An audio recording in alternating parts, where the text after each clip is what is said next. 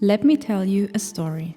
A story about change and growth, about diversity and being united at the same time. About something which went on a journey and discovered a whole new universe.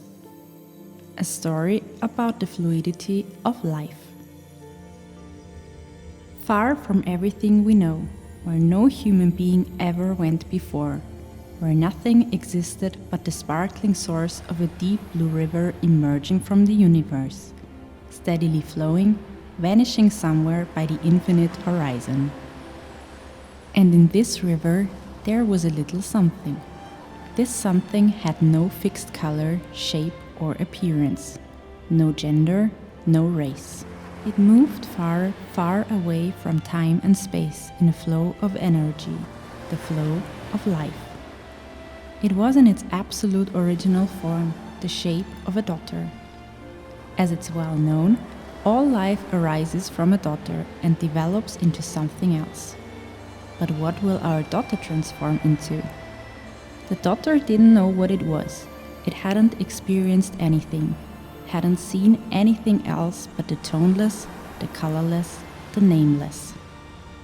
It floated in the gently swirling waves of the river, moving further and further downstream and thinking about its meaning, the meaning of its not yet very advanced life.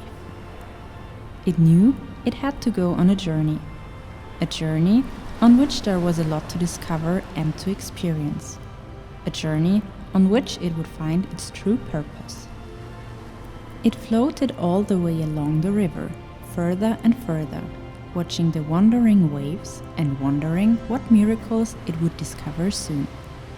And as it moved forward so thoughtfully with the waves of flowing energy, it suddenly felt something.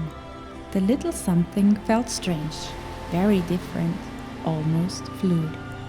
It felt like it needed to transform. It felt itself transform, how its shape began to form, how its appearance changed. It couldn't stop circling around itself, because it was not used to do anything else and it felt comfortable in its own small world. But it needed to move forward, to expand its world, to gain experience in order to evolve. So the already a bit bigger little something decided to follow its urge for growth. The world around the daughter had vanished too. Instead of the familiar source of water, the daughter found itself within a deep black void. As the environment finally took shape, the daughter looked down to see that it had changed into a sip of water. There it was, a little bit of water just sitting in its glass all alone. It was currently feeling pretty comfortable, relaxing at a pleasant room temperature in its see-through container on the kitchen counter. Quite inviting actually. The perfect amount for quenching that little bit of thirst that has been bothering you for half an hour because you were too lazy to get up. All of a sudden, it realized what was about to happen. A hand appeared, picked up the glass and emptied it into the drain. Sadly sloshing down the pipe, it joined the rest of things that were discarded from the kitchen. After moving down the pipes for a while and dispersing more and more, the sip of water felt that it was time to transform again. As the thought crossed its mind, it already started to feel its liquid form morphing into a sewer rat. Slowly but steadily, our little something got legs, feet, a hairy, dirty little body, and big ears with which it could hear the distant rustling of something fluid and the highly frequent squeaks of other rats. The fall through the pipes in the midst of a torrent of filthy sewage water felt like an eternity. The little rat convulsively tried to hold on to the plain pipe walls with its weak little claws, desperately trying to dig into the old rusty metal. The rat slipped and squeaked in fear. Just as it was about to pass out, the long, dirty pipe came to an abrupt end. The little rat's body was shot out of the pipe into a lake of sewage water, along with a gush of stinky, dirty liquid. Rowing and screaming, it tried to get hold of something and clung to a floating can. Now, it was safe, or at least that was what the little animal thought.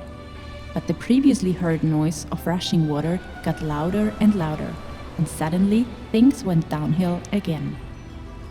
The rat found itself in a free fall. It was scared. Never before had it been so scared.